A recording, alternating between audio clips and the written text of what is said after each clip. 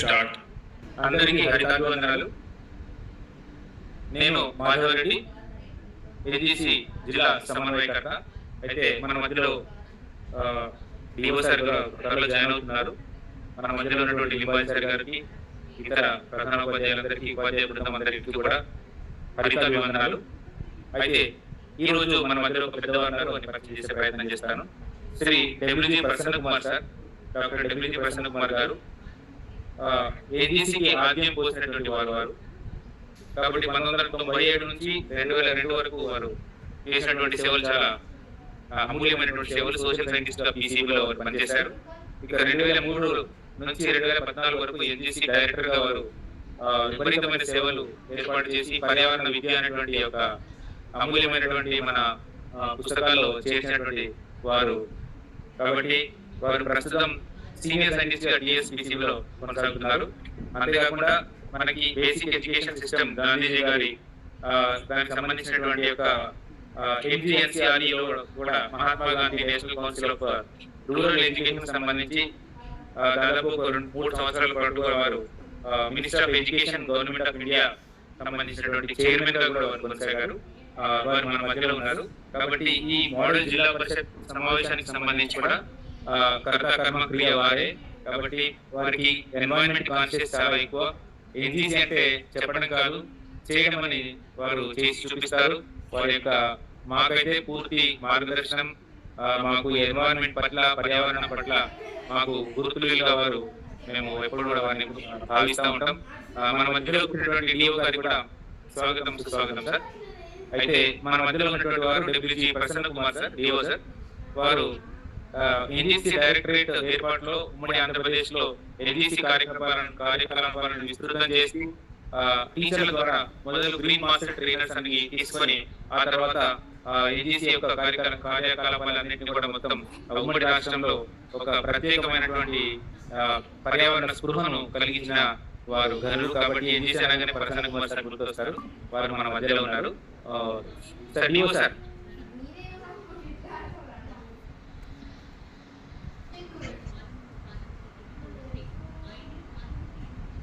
తెలంగాణ రాష్ట్ర కాలుష్య నియంత్రణ మండలి ద్వారా మనం ఈరోజు మీటింగ్స్ జూమ్ ద్వారా ఏర్పాటు చేసుకున్నాము.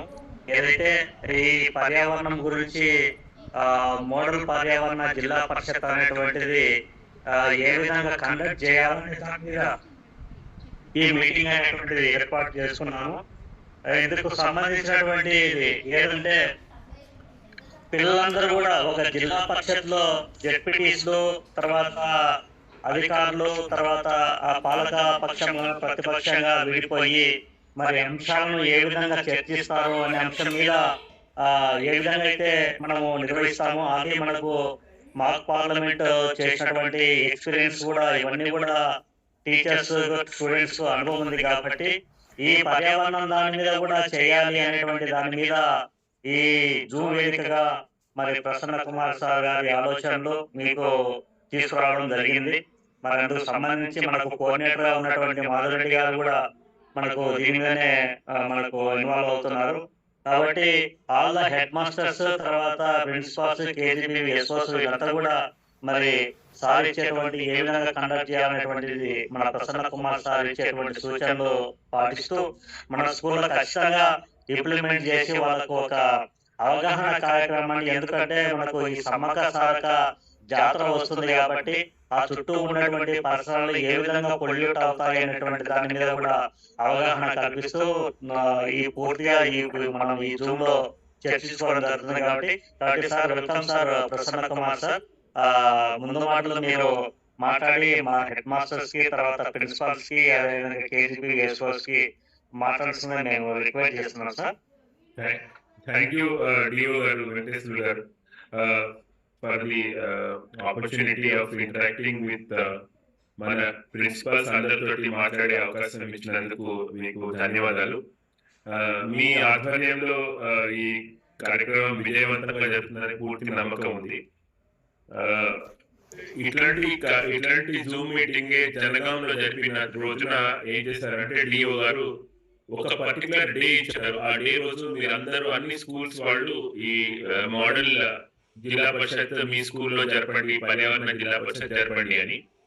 దానికి అనుగుణంగానే ఒక 4 రోజుల క్రితం సోమవారం రోజు మొత్తం జనగాం డిస్ట్రిక్ట్ లో ఉండే 98 స్కూల్స్ లో ఈ కార్యక్రమం జరిపారు. సో మీరు కూడా అట్లాగే ఒక నిర్ణయం తీసుకుని వచ్చే అంటే ఎల్లుండి సోమవారం తర్వాత బుధవారం కానీ, సోమవారం కానీ, మంగళవారం కానీ ఒక రోజున మీరు నిర్ణయించి ఈ రోజు అందరూ జరపండి అని మీరు ఆదేశాలు ఇస్తే దానికి అనుగుణంగా జిల్లా వ్యాప్తంగా ఉండే అన్ని పాఠశాలలు జరుగుతాయి అని మా ఆశ, ఆకాంక్ష, అభిలాష. మీరు అడగచ్చు. మామూలుగా జిల్లా పరిషత్ అనగానే మనం 4 పక్షాలు ఉంటాయి ప్రతి జిల్లా పరిషత్లోను లేదా ప్రతి శాసన పక్షంలోను. ఒకళ్ళేమో రూలింగ్ పార్టీ, ప్రభుత్వ పక్షం ఉంటుంది. రెండోది ఆపోజిషన్ పార్టీ. ఈ రెండింటికి అనుసంధానంగా రూలింగ్ పార్టీ వాళ్ళకి సపోర్టింగ్ గా ఇన్ఫర్మేషన్ ఇవ్వడం, ఆన్సర్స్ చేయడానికి, ప్రశ్నలు అడిగితే ఆ ప్రశ్నలకి ఆన్సర్ చేయడం, రిజల్యూషన్స్ ప్రవేశపెట్టడం, ఇవన్నీ చేయడానికి అధికార యంత్రాంగం ఉంటుంది. అంటే రూలింగ్ పార్టీకి తోడు అధికార యంత్రాంగం. అట్లాగే అపోజిషన్ పార్టీకి ఇన్ఫర్మేషన్ ఇవ్వడం కానీ, ప్రశ్నలు సంధించడానికి సహాయం చేయడం కానీ పత్రికల వాళ్ళు చేస్తారు. సో మన స్కూల్లో మన 8-9 తరగతుల పిల్లల్ని తీసుకుని వాళ్ళని 4 గ్రూప్స్ గా ఏర్పరిచి, ఒక గ్రూపు పత్రికల వారు, ఒక గ్రూపు అధికార పక్షం వారు, ఒక గ్రూపు ప్రతిపక్షం వారు, ఇంకో గ్రూపు అధికారులు, ఇలా 4 గ్రూప్స్ చేసి మిగతా పిల్లల్ని చూసేటట్టుగా ప్రేక్షకులుగా దాంట్లో పెట్టచ్చు. ఇది చాలా బాగా మనం చేయొచ్చు. అయితే సమ్మక్క సారక్క జాతరలో జరిగే అంశాలని దృష్టిలో ఉంచుకుని, అక్కడ ఉండే పరిస్థితులను దృష్టిలో ఉంచుకుని మనం కొన్ని రిజల్యూషన్స్ మన జిల్లా పరిషత్ నుంచి ప్రవేశపెడతాం. ఆ రిజల్యూషన్స్ ని మనం పత్రికలకు కూడా ఇస్తాం. అయితే రిజల్యూషన్స్ ఏ సమస్యలు ఉన్నాయో సమస్యలని బట్టి రిజల్యూషన్స్ ఉంటాయి. మన జాతర ఎక్స్పీరియన్స్ ఉంది ఇక్కడ ఉన్న వాళ్ళందరికీ, టీచర్స్ కి ఉంది, పిల్లలకి ఉంది. వాళ్ళ జాతర ఎక్స్పీరియన్సెస్ ని వాళ్ళు డిస్కషన్ లో తీసుకురావాలి. ఇంతకు ముందు వాళ్ళు వెళ్ళిన జాతరలో జరిగిన సంఘటనలు, జరిగిన ఇష్యూస్, వాళ్ళకు ఉండే సమస్యలు, లేకపోతే వాళ్ళు దాన్ని ఎలా ఎదుర్కొన్నారు, అవన్నీ కూడా వాళ్ళు ఈ డిస్కషన్ లో తీసుకొస్తారు. అంటే వాళ్ళ పర్సనల్ ఎక్స్పీరియన్సెస్, వాళ్ళ అనుభవాన్ని వాళ్ళు అందరితోటి షేర్ చేసుకుంటారు. అదే మనకి పెద్ద సపోర్ట్ ఈ మాదిరి జిల్లా పరిషత్ జరపడానికి. అయితే జాతరలో పెద్ద ఎత్తున మేకలని, గొర్రెలని, అలాగే ఈ పక్షులు, కోళ్ళని బలి చేస్తారు కదా. ఆ బలి చేసినప్పుడు అడవి ప్రాంతం అది, ఎక్కడంటే అక్కడ బలి చేసిన వ్యర్థాలని విసిరివేస్తారు, వదిలేస్తారు. సుగం తిన్న లేదా మాంస అవశేషాలను కూడా ఎక్కడంటే అక్కడ వదిలేస్తారు. దాంట్లోంచి మనకి అక్కడ వన్యప్రాణుల ఆరోగ్యం కూడా పాడే అవకాశం ఉంటుంది. అట్లాగే ఆ అడవిని ఆనుకుని జీవిస్తున్న వాళ్ళ ఆ ఊర్లలో ఉన్న వాళ్ళ జీవితం కూడా దుర్భరం అవుతుంది. దీన్ని దృష్టిలో ఉంచుకుని ఇప్పుడు అక్కడ ఏం ఏర్పాటు చేస్తున్నారంటే, పసుపచ్చని రంగు బ్యాగ్స్ ఈ ఎవరైతే ఈ మాంస అంటే జంతువులని బలి చేస్తారో వాళ్ళందరికీ ఇస్తున్నారు. సో రోజుకి 5 బ్యాగ్స్, పెద్ద బ్యాగ్స్ ఇస్తున్నారు. ఆ బ్యాగ్స్ లో వాళ్ళు ఆ వ్యర్థాలని, మాంస వ్యర్థాలను వేస్తే అక్కడి నుంచి ఆ వ్యర్థాలని తీసుకువెళ్ళడానికి లారీలని, ట్రక్స్ ని ఏర్పాటు చేశారు. ఆ ట్రక్స్ లో వాటిని తీసుకువెళ్ళి వాటిని రెండరింగ్ ప్లాంట్స్ అంటారు. ఆ రెండరింగ్ ప్లాంట్స్ అంటే దీంట్లో మాంస వ్యర్థాలన్నింటినీ శుభ్రం చేసి వాటిని ఫిష్ ఫీడ్ గాను, లేకపోతే పౌల్ట్రీ ఫీడ్ గాను, లేకపోతే ఈ కుక్కలు, పిల్లులు వీటికి ఫీడ్ గాను తయారు చేసే ఫ్యాక్టరీస్ ఉంటాయి. ఆ ఫ్యాక్టరీస్ కి వీటిని పంపిస్తారనమాట. దాంట్లో శుభ్రం చేసి దాంట్లో అపరిశుభ్రంగా ఉన్న దాన్ని కాల్ చేస్తారు. ఇన్సినరేటర్స్ అనే పెద్ద హై టెంపరేచర్, అంటే 900 నుంచి 1200 డిగ్రీల టెంపరేచర్ లో తగలబెట్టి, అంటే దాంట్లో వ్యర్థాలు ఏవైతే పనికిరావో వాటిని దాంట్లో తగలబెడతారు. మిగతా వాటిని అన్నింటినీ కూడా ఈ ఫిష్ ఫీడ్ కానీ, లేకపోతే పౌల్ట్రీ ఫీడ్ కానీ, లేకపోతే ఈ కుక్కలు, పిల్లులకి ఫీడ్ కానీ, డాగ్ ఫీడ్, క్యాట్ ఫీడ్ గా తయారు చేస్తారనమాట. ఇది పెద్ద సమస్య. మొత్తం జాతరలో ఉండే అన్నిటికంటే పెద్ద సమస్య ఇదే. ఒక 131 మందిని ఐడెంటిఫై చేశారు. ఈ స్లాటర్ చేసేవాళ్ళు, అంటే ఈ బలి చేసేవాళ్ళు, కటిక పని చేసేవాళ్ళని 131 మందిని ఐడెంటిఫై చేసి వాళ్ళకి బ్యాచెస్ ఇచ్చి వాళ్ళతోటి ఈ పని చేస్తున్నారు. అయితే వాళ్ళు ఎక్కడంటే అక్కడ వేయకుండా వాళ్ళ చేతికి బ్యాగ్స్ కూడా ఇస్తున్నారు. బ్యాగ్స్ ఇచ్చినా కూడా వాళ్ళు అలవాట్లో పొరపాటుగా బయట వేసే అవకాశం ఉంది కాబట్టి వాళ్ళ మీద యజమాయిషీ నియంత్రణ కోసం మనం కాలేజీ విద్యార్థులని వాలంటీర్స్‌గా పెడుతున్నాం. సో ఈ వ్యవస్థ ద్వారా దాన్ని మనం చాలా వరకు కట్టదిట్టం చేయొచ్చు అని ఒక ఆలోచన. ఇంకోటి 1,00,00,000 మంది వస్తారంటే 1,00,00,000 మందికి బాత్రూమ్‌లు, లాట్రిన్‌లు అక్కడ కట్టే పరిస్థితి ఉండదు. కొన్ని వేలు మాత్రమే కట్టగలుగుతారు. కొన్ని వేలు కట్టడం కూడా చాలా కష్టం మీద కడతారు. ఆ కట్టిన వాటిని వాళ్ళు సద్వినియోగం చేసుకుంటే అక్కడ శుభ్రత పాటిస్తే గనక అవి మిగతా వాళ్ళకి వాడుకోవడానికి అనువుగా ఉంటాయి. అందుకని జాతరకి వెళ్ళేవాళ్ళు ఎక్కువ సమయం అక్కడ ఉండకుండా ఉంటే వాళ్ళు 1, 2 సమస్యలు రావు. ఆ 1, 2 సమస్యలు వస్తే ఎక్కడంటే అక్కడ 1, 2 వెళ్తే అదంతా గలీజ్ అయిపోతుంది. ఆ ద ద జాతరలో ప్రజారోగ్యం కష్టం, ప్రజారోగ్యానికి ముప్పు వాటిల్లే అవకాశం ఉంటుంది కాబట్టి రకరకాల రోగాలు, వాంతులు, విరోచనాలు వచ్చి చాలా పెద్ద ఎత్తున ప్రజారోగ్యం ఎఫెక్ట్ అవుతుంది కాబట్టి అవి అక్కడ ఉండే బాత్రూమ్లు, లాట్రిన్‌లు శుభ్రంగా ఉంచుకోవాలి. వాటిని జాగ్రత్తగా వాడుకోవాలి. ఇంకోటి జాతరలో ఎక్కువ సమయం ఉండకూడదు. ఎక్కువ సమయం ఉంటే మనం 1, 2 ఇవన్నీ కూడా అవసరాలు ఉంటాయి. అది ఇంకొక అంశం వాళ్ళు హ్యాండిల్ చేయాల్సింది. మూడోది మంచినీరు వృధా చేయకూడదు. నీళ్లు అక్కడ ట్యాప్స్ పెడుతున్నారు. 10 ట్యాప్స్ చొప్పున కొన్ని చోట్ల పెడుతున్నారు. 600 ప్లేస్‌లో వాళ్ళు 10 ట్యాప్స్ చొప్పున పెడుతున్నారు. అంటే మొత్తం 6,000 వరకు ట్యాప్స్ ఉంటాయి. నల్లాలుంటాయి. కానీ మన వాళ్ళు నల్లా వాడేటప్పుడు దాన్ని సరిగ్గా వాడకపోతే నల్లా విరిగిపోయినా, లేకపోతే నల్లా లూజ్‌గా వదిలిపెట్టినా మొత్తం నీళ్ళన్నీ ట్యాంక్‌లలో వచ్చి ఖాళీ అయిపోతాయి. మిగతా వాళ్ళు వాడుకోవడానికి సరిపోవు. కాబట్టి నీళ్ళని జాగ్రత్తగా వాడుకోవాలి. ఉన్న నీళ్ళని శుభ్రంగానే ఉంచుకోవాలి అనేది ఇంకొక అంశం. ఇంకోటి అక్కడ జంపన్న వాగు దగ్గర వెళ్లి స్నానం చేస్తారు. ఆ స్నానం చేసేవాళ్ళు అక్కడే స్నానం చేస్తూ 1, 2 కూడా చేసేస్తే అదంతా చాలా గలీజ్ అయిపోతుంది. ఆ నీళ్ళని శుభ్రం చేసే అవకాశం ఉండదు. ఆ నీళ్లు మనకి ఆరోగ్యానికి హాని కలిగిస్తాయి. అది దృష్టిలో ఉంచుకుని జంపన్న వాగులోకి వచ్చే నీళ్ళని కూడా క్లోరినేట్ చేస్తున్నారు. పెద్ద ఎత్తున క్లోరినేషన్ చేస్తున్నారు. కానీ ఇంకా ఎక్కువ పెద్ద ఎత్తున క్లోరినేషన్ చేస్తే మనకి ఒంటి నిండా బొబ్బలు వచ్చేస్తాయి. బొబ్బలు రాకుండా ఉండాలంటే ఒక లెవెల్ వరకే క్లోరినేషన్ చేస్తారనమాట. ఆ క్లోరినేషన్ చేసింది మనకి పనికి రావాలి అంటే అక్కడ 1, 2 కార్యక్రమాలు అక్కడ జరగకూడదు. జంపన్న వాగు పరిసరాల్లో గానీ, జంపన్న వాగులో స్నానం చేస్తున్నప్పుడు గానీ జరగకూడదు. అట్లాగే అక్కడ షవర్ బాత్స్ కూడా ఏర్పాటు చేశారు. షవర్ బాత్స్ ఉన్నప్పుడు అక్కడ మళ్ళీ సబ్బు, షాంపూ ఇవన్నీ వాడకుండా ఊరికే 2 చుక్కలు నీళ్లు స్నానం చేసినట్టు చేసి బయటికి రావాలి. ఎందుకంటే ఎవరింటికి వాళ్ళ ఇంట్లో వాళ్ళకి బాత్రూమ్స్ ఉన్నాయి కదా! ఎవరింటికి పోయి మళ్ళీ స్నానం చేయించుకోవాలంటే. కానీ అక్కడనే మనం ఎక్కువసేపు ఉండి ఆ నీళ్ళని మనం వృధా చేసి వేరే వాళ్ళకి అవకాశం లేకుండా చేస్తే గనక నీటి కాలుష్యానికి మనం కారకులం అవుతాము. అట్లాగే మన హెల్త్ కూడా ఇంపాక్ట్ అవుతుంది. ఇది ఇంకొక అంశం. అది కాకుండా అక్కడికి వెళ్ళడం, జాతరకు వెళ్ళేవాళ్ళు సొంత వాహనాల బదులు ఆర్టీసీ బస్సుల్లో వెళ్తే గనక అడ్వాంటేజ్ ఎట్లైనా ఇప్పుడు ఆడవాళ్ళకి టికెట్ లేదు అనే పాయింట్ ఒకటి ఉంది. దానికి తోడు ఈ దుమ్ము, ధూళి ఎక్కువ వేయకుండా ఉంటాయి. అక్కడ జాతర టైంలో వచ్చి వెళ్ళే వాహనాలు కలిగించే దుమ్ము మనకి చాలా మందికి తట్టుకోలేనంత పరిస్థితి వస్తుంది. ముక్కులకి మాస్కులు కూడా కట్టుకుంటారు. అయినా కూడా సరిపోదు. కాబట్టి వీలైనంత వరకు ఆర్టీసీ బస్సు లేదా పెద్ద బస్సుల్లో ఎక్కువ మంది కలిసి పెద్ద బస్సులో వెళ్ళడానికి ప్రయత్నం చేయాలి. కానీ చిన్న చిన్న వాహనాల్లో వెళ్తే గనక ట్రాఫిక్ జామ్ అవుతుంది. వాహనాలు పార్కింగ్ చేయడానికి కూడా అక్కడ ప్లేస్ ఉండదు. ఈ పార్కింగ్ రిలేటెడ్ సమస్యలు ఉంటాయి. ఇది ఇంకొక అంశం వాళ్ళు డిస్కస్ చేసేది. ఇంకోటి చిన్న పిల్లలు, పెద్దవాళ్ళు, ముసలి వాళ్ళు, గర్భిణీ స్త్రీలు ఇట్లా రకరకాల వయసుల వాళ్ళు వెళ్తారు. కాబట్టి తోసుకోకూడదు. ఎక్కువసేపు ఆ ప్రదేశంలో ఉండకుండా బయటికి వచ్చేసేయాలి.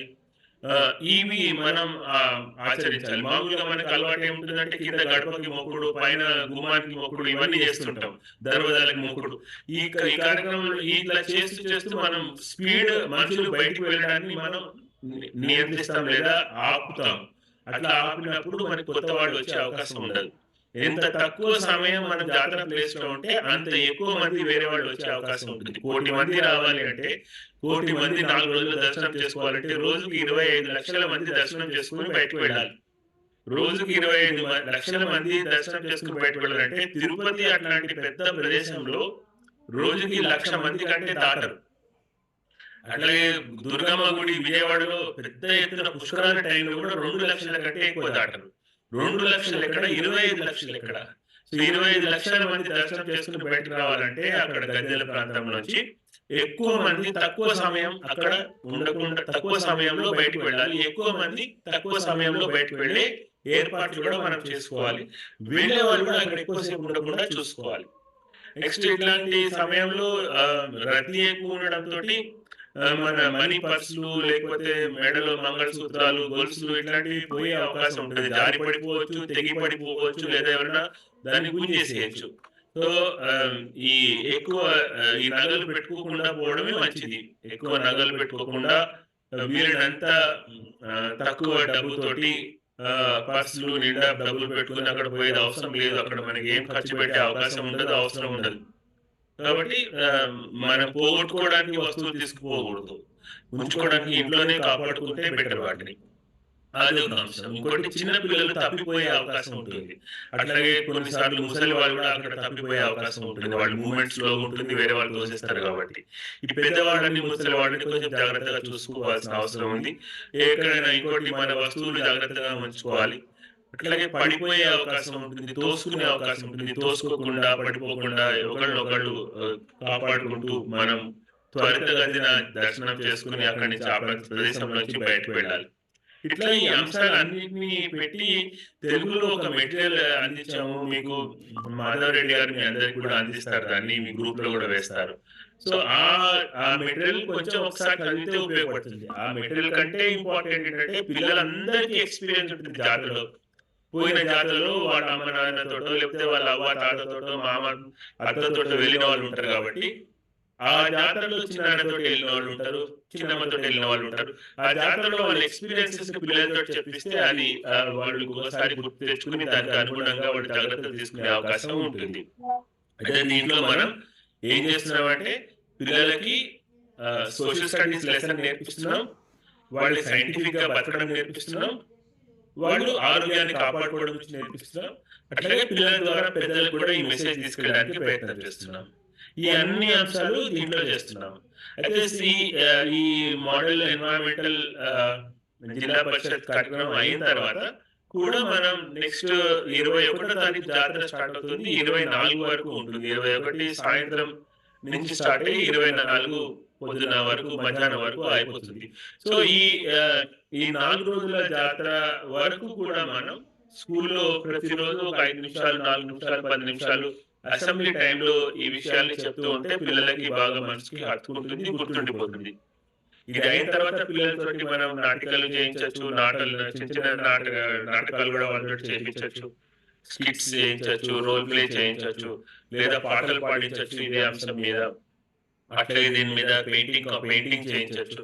ఏదైనా రోజు ఒక half an hour, 5 minutes, 10 minutes, 15 minutes మీ సమయాన్ని మీ చేతిలో ఎంత ఉందో దాన్ని దృష్టిలో ఉంచుకొని మీరందరూ ప్రధానోపాధ్యాయులు కాబట్టి మీరు ఎవరికి ఈ పనిని ఎట్లా అప్పగిస్తే ఎవరు బాగా చేయగలుగుతారో మీరు ఎట్లైనా వాళ్ళకి అప్పగిస్తారో వాళ్ళకి చెప్తారు. సో, వాళ్ళతోటి చేపిస్తారు. చేపించే క్రమంలో మీకు ఎప్పుడైనా ఏదైనా డౌట్స్ ఉంటే మీరు ఒకసారి మేము పంపించిన రిసోర్స్ మెటీరియల్ కూడా ఒకసారి చూసుకోవచ్చు. తెలుగులో మెటీరియల్ 6 పేజీలకి మించకుండా ఇచ్చాం. అది చాలా స్పష్టంగా మీకు ఉపయోగపడుతుంది, అర్థమవుతుంది కూడా. అయితే 4 గ్రూప్స్ ఉంటాయి. ఒకటి అధికార పక్షం, రెండోది ప్రతిపక్షం. అధికార పక్షంకు అనుగుణంగా అధికారులు సమాచారాన్ని అందించడానికి కోసం, సమాచారాన్ని అడగడం కోసం ప్రతిపక్షానికి అనుబంధంగా మనకి ఈ పత్రికా విలేకరులు ఉంటారు. ఇది చాలా బాగా నేను చెప్పాను. 98 స్కూల్స్ మొన్నటికి అయినాయి. ఈరోజు నిన్న కలిపితే 100 స్కూల్స్ దాటిపోయింది జనగాంలో. సో, ఆ స్కూల్స్ అన్ని కూడా ఈ కార్యక్రమాన్ని జరిపాయి. జనరల్ గా దీన్ని 60 నిమిషాల నుంచి 90 నిమిషాల సమయం చేయొచ్చు. ఇంకా మనకి సమయం తక్కువ ఉంటే తక్కువ సమయంలో కూడా చేయొచ్చు. ఇది రిపీటెడ్ గా మనం దీంట్లో ఉండే మెసేజ్ ని మన పిల్లలకి అందిస్తే గనక శుభ్రతని పాటించాలి. అక్కడ పోయి బట్టలు ఉతికే కార్యక్రమం, ఇవన్నీ చేయాల్సిన గిన్నెలు కడిగే కార్యక్రమం, ఇవన్నీ చేయాల్సిన అవసరం లేదు. ఎక్కువ సమయం అక్కడ ఉండకుండా తక్కువ సమయం మాత్రమే మనం ఉండేటట్టు, వీలైనంత తక్కువ మురికి చేసేటట్టు, మన వల్ల అక్కడ గలీజ్ కాకుండా చూసుకునేటట్టు. ఈ ఇష్టం వచ్చినవి తింటే మళ్ళీ మనకి 1, 2 ఈ సమస్యలు ఎక్కువ వస్తాయి. కాబట్టి కొంచెం తిండి మీద కూడా, నోటి మీద కూడా అదుపు ఉంచుకోవాలి. అక్కడ ఉండే ప్రవర్తన కూడా జాగ్రత్తగా ఉండాలి. తక్కువ సమయం ఉండాలి. ఈ పాయింట్స్ అన్నిటిని మైండ్ లో కూర్చోబెట్టేటట్టు పిల్లలకి మనం చెప్పాలి. ఎందుకంటే అడవిలోకి వెళ్ళి వీళ్ళు అడవిలో చెట్లను కూడా నరికి ఆ నరికిన చెట్లనే వాళ్ళు వంటకి వాడతారు. అదొక సమస్య ఉంది. దానికి ఆ సమస్యలో ఇరుక్కోకుండా ఫారెస్ట్ డిపార్ట్మెంట్ వాళ్ళు కూడా వంట చేయడానికి వంట చెరుకు కూడా ఏర్పాటు చేస్తున్నారు. అంత చేసినా కూడా కొంతమంది అక్కడ ఉండే అడవిలో ఉండే చెట్లని నరికేస్తారు, తుప్పలని వాడతారు. సో ఇవన్నీ మనం దృష్టిలో ఉంచుకొని ఈ పర్యావరణ అంశాలని ప్రవర్తనలో మార్పు తీసుకొచ్చేలాగా చెప్పాలి, చేయించాలి. దాని గురించి పిల్లలతోటే మాట్లాడించాలి. పిల్లలతోటి దాని గురించి మనం ఈ మోడల్ జిల్లా పరిషత్ ద్వారా చేపిస్తాం. అంటే ఎప్పుడైతే వాళ్ళు చాలా దృఢ అభిప్రాయంగా వాళ్ళు చెప్పగలుగుతారో వాటన్నిటిని మనం చివరికి తీర్మానాలుగా తయారు చేస్తాం. జిల్లా పరిషత్ నుంచి ఇవన్నీ చేయాలని తీర్మానాలని ప్రవేశపెడతారు. అంటే అక్కడ ఉండే చెట్లని నరకకూడదు, ఆ అడవిలో ఉండే జీవాలకి ఎలాంటి హాని కలిగించకూడదు, ప్లాస్టిక్ కవర్లు ఎక్కడంటే అక్కడ విసిరేయకూడదు, ఇంటి నుంచే ప్లాస్టిక్ కవర్ తీసుకెళ్ళకూడదు.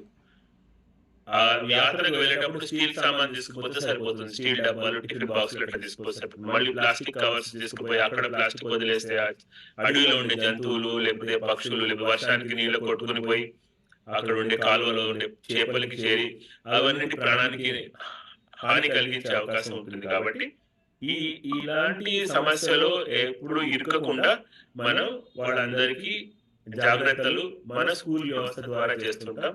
ఇట్లా చేయడం వల్ల మనం సమాజానికి మేలు చేసిన వాళ్ళం అవుతాం. అట్లాగే ఒక విద్యా వ్యవస్థగా మన వైపు నుంచి మన కర్తవ్యాన్ని పూర్తిగా నిర్వహించిన వాళ్ళం అవుతాం. ఈ పిల్లలు పేరెంట్స్ తోటి కూడా వెళ్తారు కాబట్టి జాతరకు వెళ్ళేటప్పుడు వాళ్ళు ఇవన్నీ దృష్టిలో పెట్టుకుని వాళ్ళు ప్రవర్తించే అవకాశం ఉంటుంది. ఇంటి నుంచి ప్లాస్టిక్ తీసుకుని వెళ్ళి ప్లాస్టిక్ అక్కడ ఆ అడవిలో మేడారం జాతరలో వదిలిపెట్టకూడదు. అక్కడ ఏమైనా ప్లాస్టిక్ ఉన్నా కూడా తీసుకుని మళ్ళీ ఇంటికి తీసుకొని ఇంటి దగ్గర డస్ట్బిన్ లో వేస్తే దాన్ని తీసే అవకాశం ఉంటుంది. కానీ అడవిలో ప్లాస్టిక్ చెత్తని నిర్మూలించే అవకాశం ఉండదు.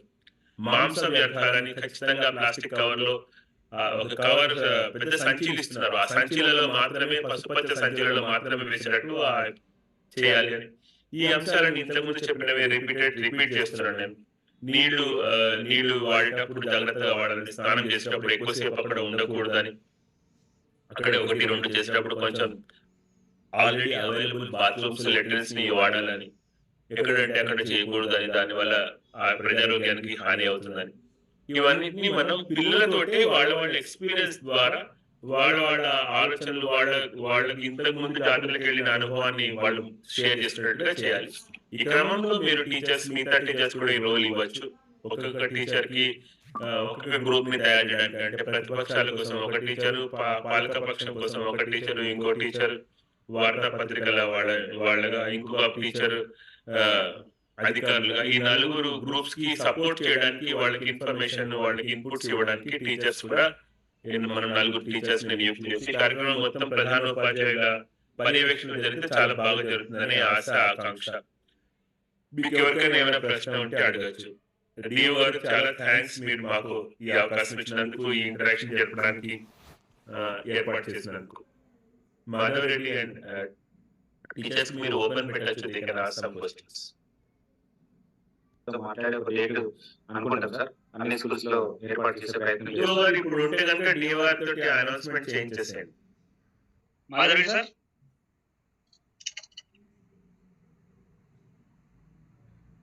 సార్ అయితే మా మధ్యలో ఇప్పటివరకు డబ్ల్యూజీ ప్రసన్న కుమార్ సార్ గారు మా పర్యావరణ గురువర్యులు, వారందరూ కూడా మనతో గడపడం చాలా సంతోషం. పర్యావరణ మన అందరి పిల్లల్లో కూడా మనం కల్పించే ప్రయత్నం చేయాలి మన పాఠశాలలో. కాబట్టి అంటే చెప్పడం కాదు, చేసి చూపించాలి అనేటువంటి విషయం. కాబట్టి ఎక్కడో పాలిథిన్ ముక్కనో లేదో ఒక పేపర్ కప్పు పడి ఉంటే దాన్ని డస్ట్బిన్ లో వారు వేసి చూపిస్తారు మొదలు. కాబట్టి మొట్టమొదటిసారి నేను ట్రైనింగ్ వెళ్ళినప్పుడు కూడా నేను అదే అనుకున్నా, ఇంత పెద్ద సార్ దాదాపు కలెక్టర్ హోదా ఉన్నటువంటి వారు ఇలా చేయడం అయిందని అనుకున్నా మొదట్లో. కాబట్టి అప్పుడే అనిపించింది, నిజంగానే చేసి చూపిస్తే అందరి పిల్లల్లో కూడా స్పృహ తొందరగా వస్తుంది. మన స్థాయిని మర్చిపోయి మనం కూడా ఒకసారి ఆ చెత్త పట్ల సమరంగా చేసినట్లయితే నిజంగానే మన మంచి పర్యావరణాన్ని కాపాడుకున్న వాళ్ళు మొత్తం అనేటువంటి ఉద్దేశంతో వారైతే మాకు ఎప్పుడు గైడ్ గా ఉంటారు, ఎప్పుడు మాకు తోడుగా ఉంటారు. ఏ సమయంలో మాకు అందుబాటులో ఉండి మాకున్నటువంటి డౌట్స్ అన్ని కూడా క్లారిఫై చేస్తారు. కాబట్టి మన మధ్యలో వారు ఇంతసేపు సమయాన్ని గడిపినందుకు మా జిల్లా విద్యాశాఖ తరఫున మరియు జిల్లా జాతీయ హరితదళం తరఫున కూడా వారికి ప్రత్యేకంగా ధన్యవాదాలు తెలియజేస్తున్నాము. దాదాపు ఏ జిల్లాలో కూడా వారు అవకాశం తీసుకొని ఉండరు. కాబట్టి మన సంగారెడ్డి జిల్లా ఉపాధ్యాయులతో, ప్రధాన ఉపాధ్యాయులతో వారు మాట్లాడడం నిజంగా మనకు చాలా సంతోషదాయకమైనటువంటి విషయం. కాబట్టి మరొకసారి మన జిల్లా విద్యాశాఖ తరఫున వారికి ప్రత్యేకంగా ధన్యవాదాలు తెలియజేస్తున్నాం. Prasanna sir, thank you very much sir. Thank you very much. Head masters మీరు వెంటనే సోషల్ స్టడీస్ టీచర్స్, మిగతా టీచర్స్ కి మీరు ఈ పని ఉపయోగిస్తే కనుక వాళ్ళు ఆ పనిలో ఉంటారు. సమయం రేపు కూడా వాళ్ళు వాడుకోగలుగుతారు. ఏదైనా కొన్ని ఐడియాస్ వాళ్ళు రాసుకోగలుగుతారు పేపర్ మీద. ఎల్లుండి వచ్చినప్పుడు పిల్లలకి ట్రైనింగ్ ఓరియంటేషన్ చేయొచ్చు. డిఓ గారు ఆదేశాల మేరకు అది 13వ తారీఖు లేకపోతే శనివారం రోజు అనేది నిర్ణయించవచ్చు. ధన్యవాదాలు. Thank you very much Madhav and team here. మీ అందరికీ హరితాభివందనలు. Thank you sir, thank you very much sir. నమస్తే.